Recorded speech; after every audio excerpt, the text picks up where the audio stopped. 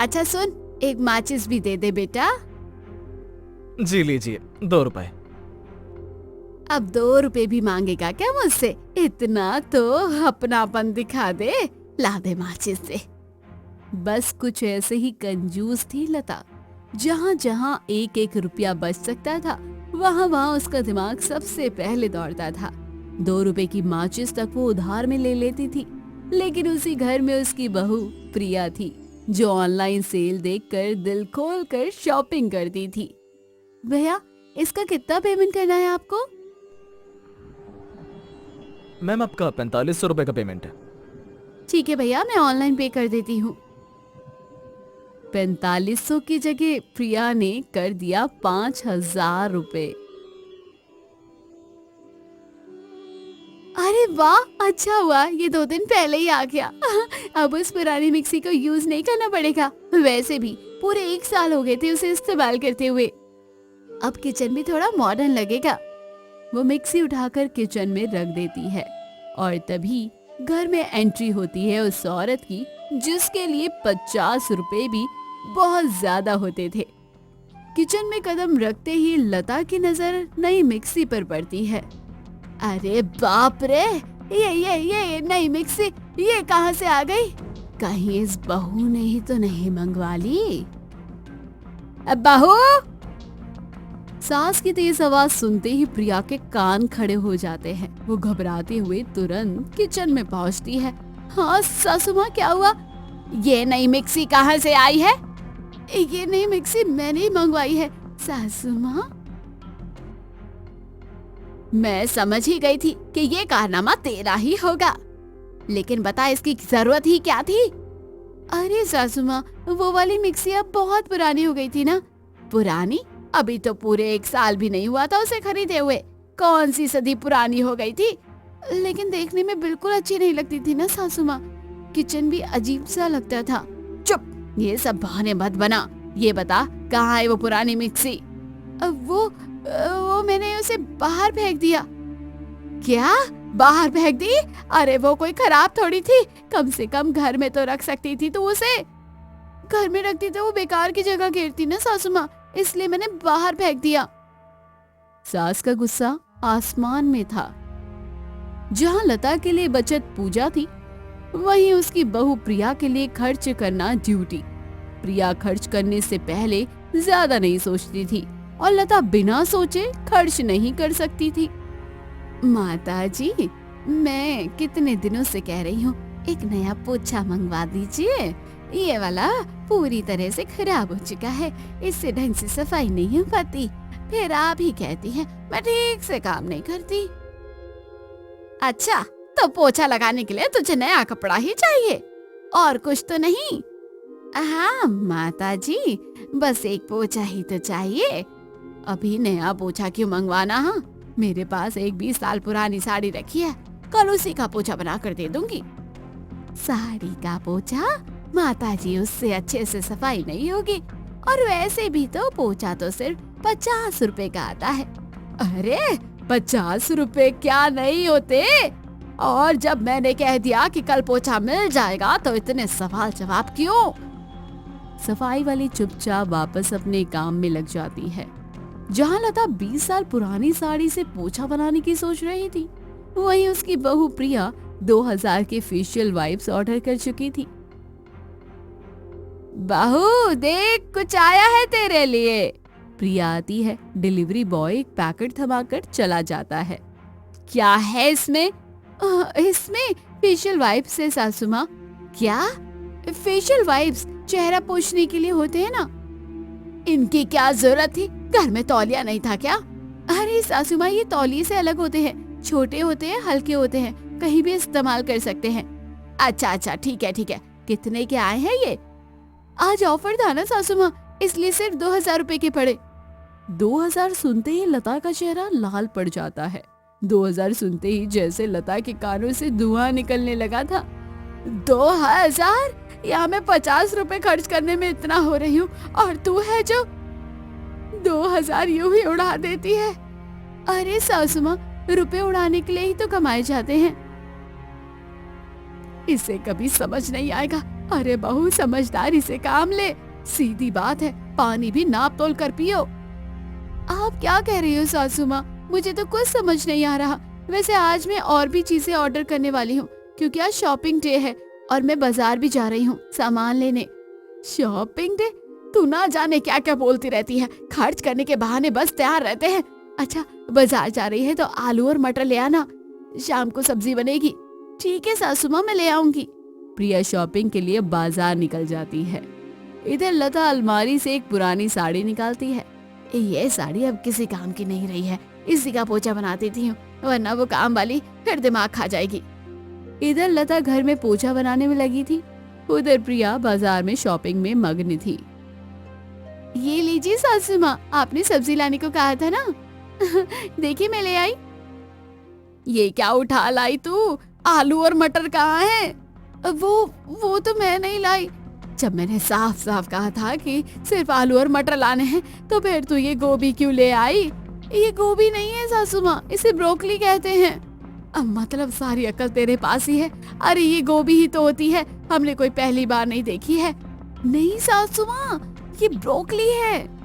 अच्छा छोड़, ये बता कितने रुपए किलो लाई है?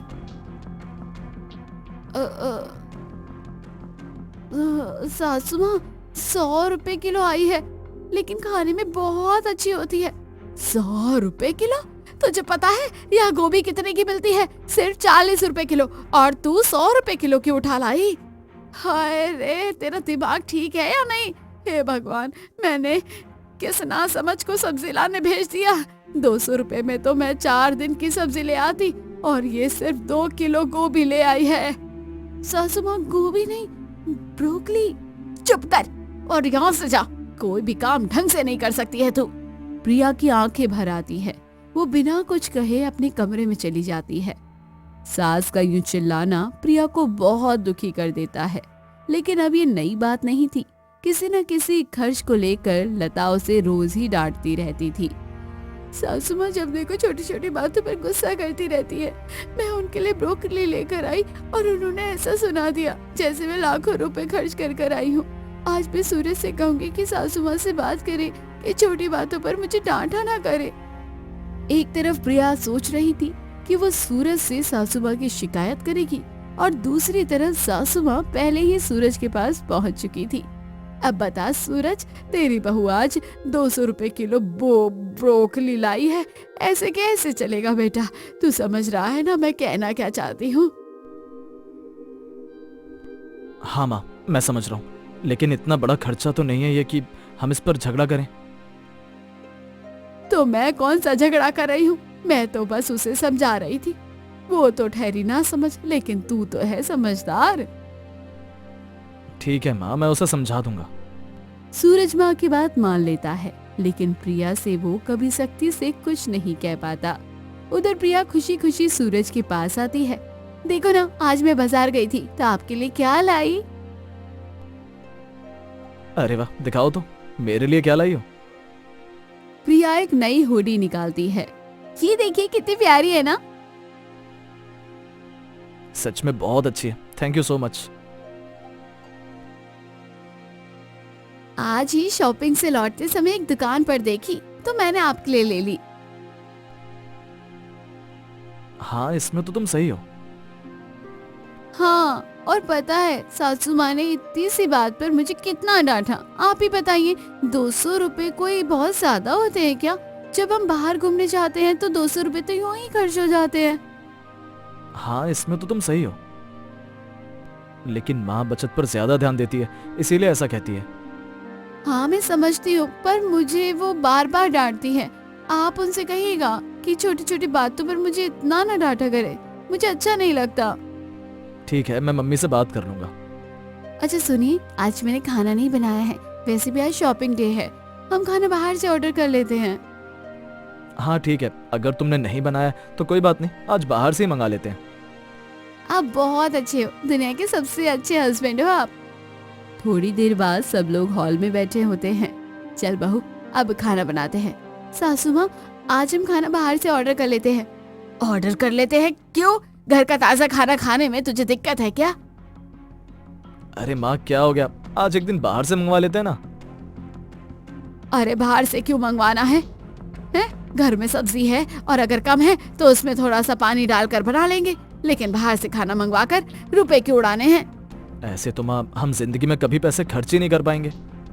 सास की आंखों में गुस्सा, प्रिया की आंखों में चुप दर्द और सूरज बीच में फंसा हुआ। बस यही मत बोल, ये बहू दिन भर बस खर्ची करती रहती है, कभी कुछ ऑर्डर कभी कुछ, और अब खाना भी बाहर से मंगाने की बात कर रही है। हाँ तो ठीक है ना माँ, आज एक दिन ऑर्डर कर लेते हैं, इतनी बड़ी परेशानी क्या है इसमें? ठीक है, जैसे तुम्हारी मर्जी, तुम लोग समझने से समझते ही कहाँ हो। सूरज चुपचाप प्रिया की तरफ देखता है और खाना ऑर्डर कर देता है। खाना आता है, सब खाते हैं और रात यूं ही बीत जाती है। कुछ ऐसा ही था लता का कंजूसी भरा स्वभाव और ठीक उसके उलट प्रिया का खर्चीला अंदाज। घर में रोज कोई ना कोई कोरियर आता जिसे देखकर लता का माथा ठनक जाता। रोज रोज ये क्या कबाड़ा मंगाती रहती है तू? कबाड़ा नहीं है सासू माँ, ये सब काम का सामान है। कबाड़ा तो वो होता है जो फेंक देते हैं। हाँ, कदर है ही कहाँ तुझे सामान की, लेकिन बहू पैसे पेड़ पर नहीं उगते हैं। लेकिन क्रेडिट कार्ड तो होता है ना माँ जी, और जब तक क्रेडिट कार्ड है तो मैं सामान तो मंगाती रहूंगी। वैसे भी अगली सेल में एक नया टीवी मंगाने वाली हूँ। हमारे कमरे वाला टीवी छोटा लगने लगा है। अरे टीवी कोई 100-200 रुपए का थोड़ी ना आता है, और आजकल तो अच्छा टीवी 20 से 25 हजार का आता है। हाँ सासू माँ जानती हूँ, वही लेने वाली हूँ, बस जल्दी से सेल आ जाए। मैं सोचती हूँ एक एक रुपया कैसे बचाया जाए, और ये बस सेल का इंतजार करती रहती है। पता नहीं हमारे घर का क्या करेगी ये। जहाँ सास पुराने कपड़े रफू करती थी, वहीं बहू हर हफ्ते नया सूट पहनती थी।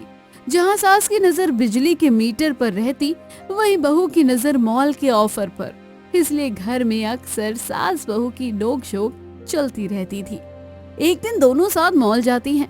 सासू माँ, इस मॉल में आपको सब कुछ मिल जाएगा और बहुत सा सामान तो डिस्काउंट में भी है, जो भी अच्छा लगे ले लीजिएगा।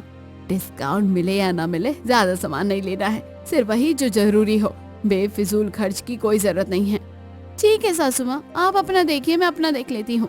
लता पूरे मॉल में घूम घूम कर चुन चुन कर सामान लेती रही।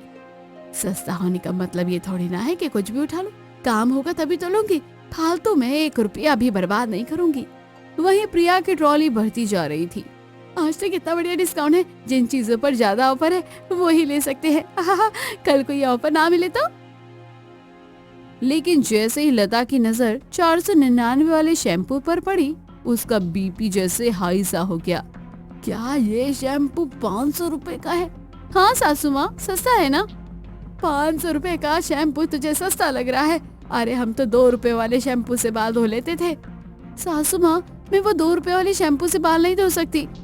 तेरे यूज करने या ना करने से क्या होता है, इसे हटा दे, ये नहीं लेना है। मुझे तो लेना है, वैसे भी इसका MRP 700 रुपए है, आज डिस्काउंट में 500 रुपए का मिल रहा है। प्रिया शैम्पू और बाकी सामान खरीद लेती है। सास नाराज हो जाती है।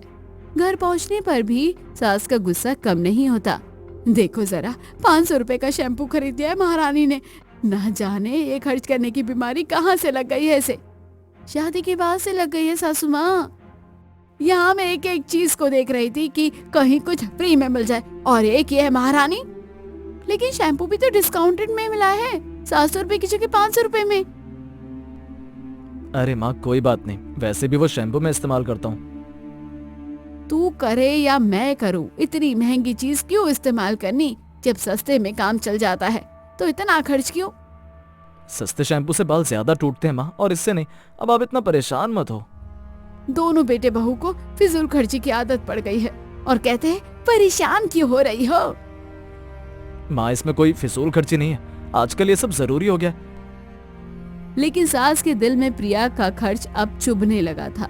उसी वक्त दरवाजे पर फिर से डिलीवरी की घंटी बजती है। अब क्या हुआ, फिर से कोई नया शौक मंगवा लिया क्या?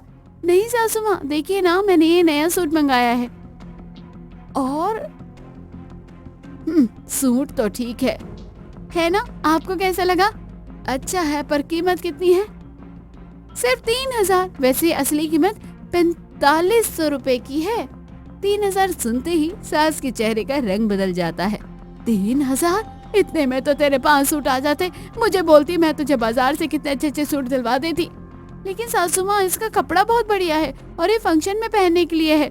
हाँ, बहुत फंक्शन हो रहे हैं ना बहू, इसे कहते हैं फिजूल खर्ची। इस बार प्रिया कुछ नहीं बोलती, बस चुपचाप सूट अंदर रख लेती है। शाम का वक्त। तुम जानती हो ना, माँ को ये सब खर्चा अच्छा नहीं लगता, तो उन्हें क्यों बताती हो? आज सासू माँ ने फिर से सबके सामने मुझे डांट दिया है। खुश होती हैं पर परेशान भी। उन्होंने पूरी जिंदगी पैसा बचा बचा कर गुजारी है, उनके लिए हर रुपया कीमती है। मैं जानता हूँ, बस थोड़ा और सोच समझ कर खर्च किया करो। लेकिन मुझे अच्छा लगता है उन्हें बताना, मुझे लगता है वो खुश होंगी। लेकिन मैं कोई फालतू चीज तो नहीं लेती, सब काम की होती है। यहीं से प्रिया को एहसास होता है कि खर्च और बचत के बीच संतुलन भी जरूरी है। आज से मैं ज्यादा शॉपिंग नहीं करूंगी, सिर्फ वही लाऊंगी जो जरूरी हो, वरना सबको यही लगेगा कि मैं फालतू खर्च करती हूँ।